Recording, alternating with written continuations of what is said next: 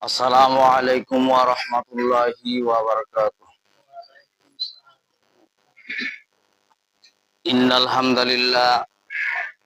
ইন্নাল হামদালিল্লাহ নাহমাদুহু ওয়া নাস্তাঈনুহু ওয়া নাস্তাগফির ওয়া নাউযু বিল্লাহি মিন শুরুরি আনফুসিনা ওয়া মিন সাইয়্যিআতি আ'মালিনা।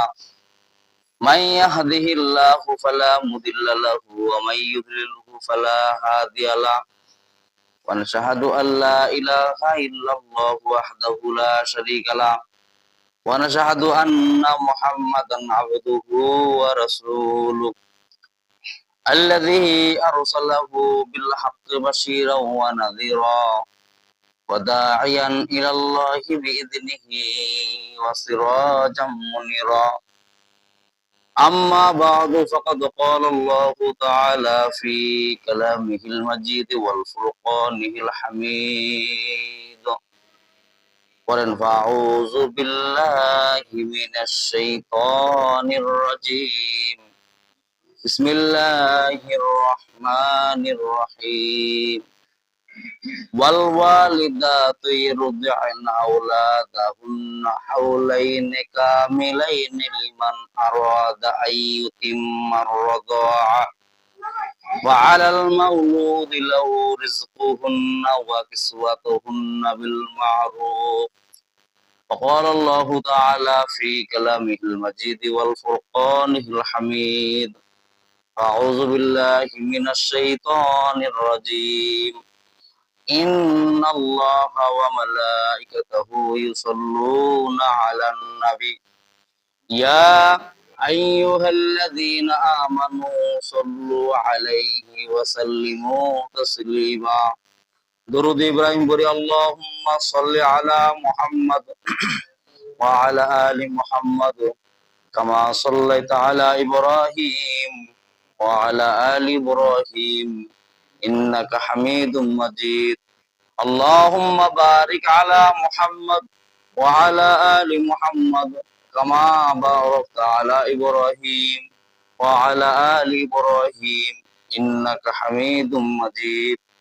اللهم صل على محمد وعلى آل محمد كما صليت على إبراهيم وعلى آل إبراهيم إنك حميد مجيد.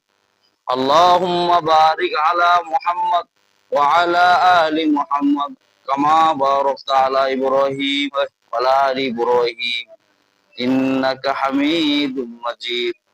بلغ الأولى بكماله كسب التجى بجماله حسنت جميع خصاله صلوا عليه وعليه بلغ الأولى بكماله كسب التجى بجماله حسنت جميع خصاله صلوا عليه وعليه رहे मेरे मस्कन हवाली काबा बने मेरे मदफन दियारे मदीना बलगल उला बिकमालिही कशबत तुजा बिजमालिही हसनत जमीओ खिसालिही सल्लु अलैहि व आलिही। ইমানের পথে অবিচল থেকে আমার মরণ যেন হয়, তোমারই কাছে মিনতি আমার, তোমারই কাছে মিনতি আমার, ও গো মহিম দয়াময়। রসুলের পথে অবিচল থেকে আমার মরণ যেন হয়। আমিন। আলহামদুলিল্লাহ, সমস্ত প্রশংসা সেই মহান রব্বুল আলামিনের, যিনি আমাদের জুমাতুস সানির শেষ জুমায় উপস্থিত হওয়ার তৌফিক দান করলেন। সেই মহান দরবারে আমরা শুকরিয়া জ্ঞাপন করি। আমরা সকলেই বলি আলহামদুলিল্লাহ। আল্লাহ পাক কালামের ভিতর বলেন, লাইন শাকারতুম লাযিদান্নাকুম ওয়া লাইন কাফারতুম ইন্না আযাবি লাশাদীদ। যে বান্দা আমার নিয়ামত পায়, নিয়ামতের শুকরিয়া আদায় করে তার নিয়ামতকে আমি আল্লাহ পাক বাড়ায় দিই, বলি সুবহানাল্লাহ।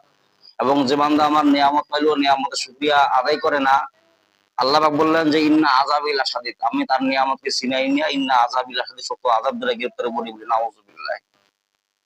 আসলে সমস্ত প্রশংসা কেবল গ্রহণযোগ্য কেবলমাত্র আল্লাহর জন্য, ঠিক কিনা বলে? আল্লাহর যদি প্রশংসা আপনি করেন তাহলে লাভ আছে, আপনার লাভ।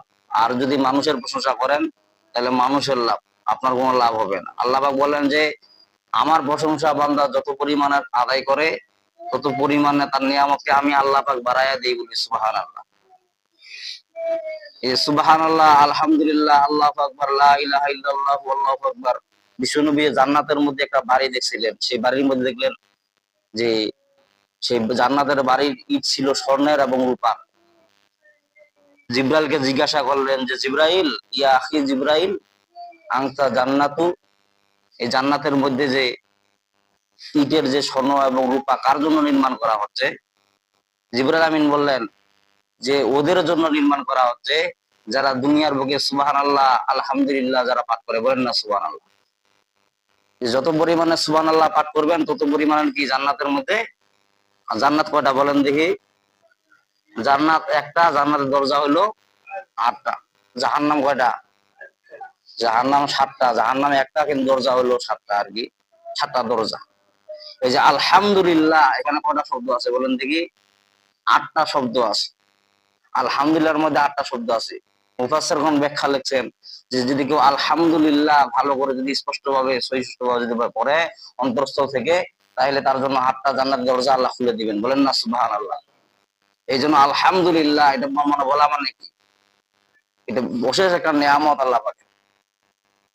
এক ডাক্তার গবেষণা করে দেখছে যে যার মুখ দিয়া যত পরিমাণে সুবহানাল্লাহ, আলহামদুলিল্লাহ, আল্লাহু আকবার ধ্বনি বাইর হয়, তার হার্ট ফলক ঠিক থাকে, বলেন না সুবহানাল্লাহ।